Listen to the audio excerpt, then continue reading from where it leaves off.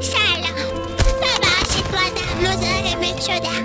راستش میدونی هیچکس نیست حرفای منو گوش بده. میشه تو به حرفام گوش بدی؟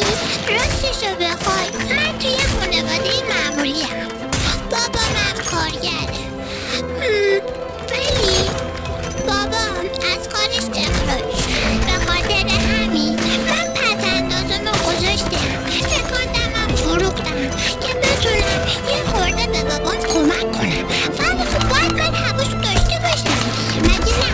وقتی بابام اخراج شد من رفتم سر کار. هم الان خیاطی کار میکنم، هم شبا میرم رستوران آشپزی میکنم. الانم اصلا ناراحت